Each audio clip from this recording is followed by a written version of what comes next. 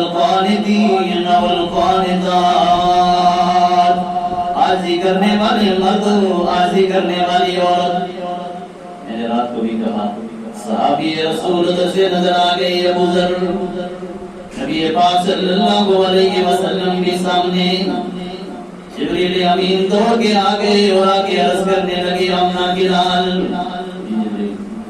اس ابو ذر کو پہچانتے ہو؟ یہ بڑا اچھا انسان ہے، بڑا مشہور انسان ہے. نبی پاک نے فرمایا ابو ذر مدینے میں گئے ان لوگوں میں مشہور ہوگا، تجھے ابو ذر کی شان کا کیا پتا؟ تو فرشتہ ہے اور تیرا نظام جدا ہے. مدینے والوں سے پوچھو ابو ذر کتنا مشہور ہے اور کتنا فقیرانہ زندگی گزارنے والا، کتنا عابد ہے.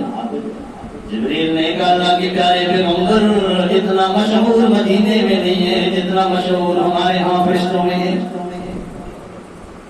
عربی کے الفاظ اگر میرے ذہن میں بھی ہوتے میں پڑھتا حیران ہو جاتے ہیں، اتنا نہیں جبریل کی زبان سے کیسے الفاظ نکال رہے. نبی پاک حیران ہوگا، فرمایا اچھا رہنے والا انسان ہے، انسانوں میں مشہوری ہونی چاہیے، فرشتوں میں یہ کیوں مشہور ہو چکا ہے؟ وجہ بتاؤ.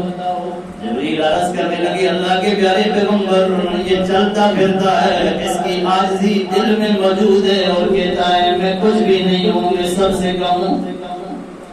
ایک تو یہ خوبی ہے کہ ہر ایک سے اپنے آپ کو کم سمجھتا ہے اس خوبی کی وجہ سے، اور دوسری خوبی یہ ہے کہ یہ سورۃ اخلاص قل هو اللہ احد کو بہت زیادہ پڑھتا ہے.